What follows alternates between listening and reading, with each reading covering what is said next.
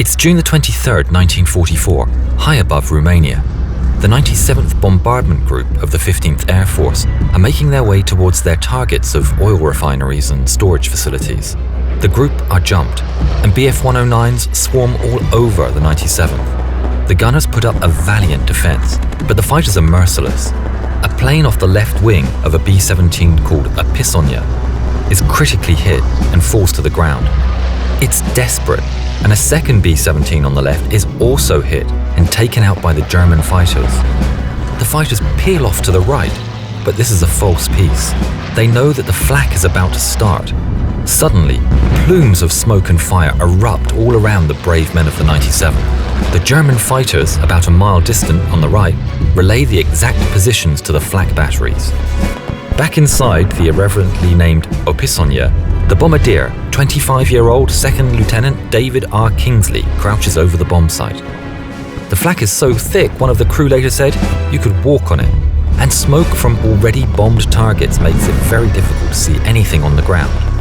Kingsley tries to ignore the flak shaking the plane and gets down to the job of hitting the target. The pilot, First Lieutenant Edwin Anderson, does his best to get the Pisonia in position. Suddenly, the plane is rocked and the crew realize with dread that the flak has hit them.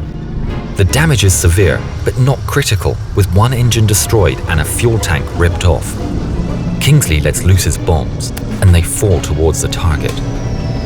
With the three remaining engines screaming, Anderson manages to get his B-17 away. The controls are damaged, and with only 3 engines, the Pisonia is a straggler away from the main formation. Stragglers are always the first to fall to hunters, and in the skies over Romania, 2 Bf-109s smell blood. A battle begins as they attack the lone fortress. The crew do all they can, but the fast-buzzing 109s concentrate on taking out the gun positions. Their first objective is the tail gunner, an incredibly dangerous job. Sergeant Michael Sullivan defends his plane as best he can. But today, fortune is with the 109s, and Sullivan is hit by shell fragments that also destroy his intercom. Without a working tail gun, the Bf-109s press their advantage. Injured, Sullivan struggles from the tail towards the midsection of the plane, where the waist gunners try to do what they could for him. But with the Bf-109s coming in again, they call for the bombardier, Kingsley, to administer first aid.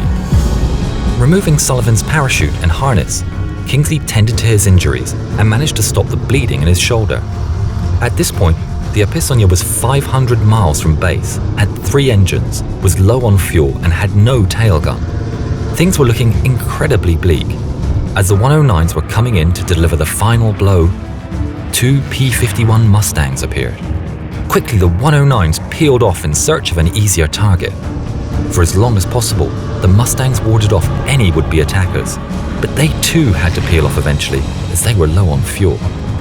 Now, completely alone and defenseless, they were attacked once more. This time, 8 Bf-109s flew out of the sun and swarmed all over the stricken B-17. For a quarter of an hour, they strafed the Americans, injuring the ball gunner and peppering the wings and fuselage with holes.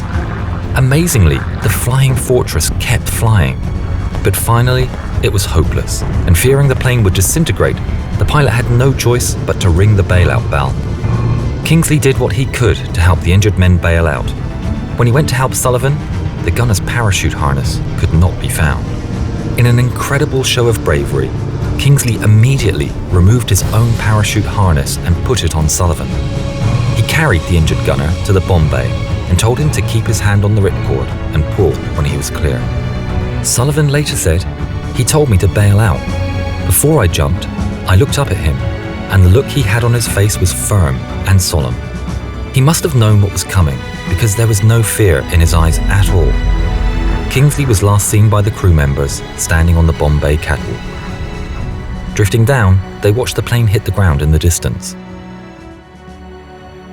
For extreme courage and selfless sacrifice, he was posthumously awarded the Medal of Honor on April 9, 1945. His remains were found and interred in Arlington National Cemetery. At the site of the crash, a memorial stands today made in part from the wreckage. The Klamath Falls Airport in Oregon was named Kingsley Field in his honor. In December 2019, the 173rd Fighter Wing at Kingsley Field flew an F-15C to Edwards Air Force Base.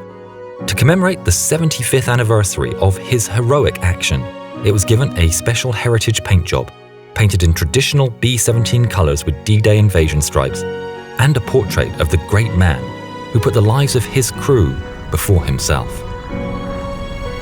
If you like this video, and we hope you do, please consider supporting us on Patreon.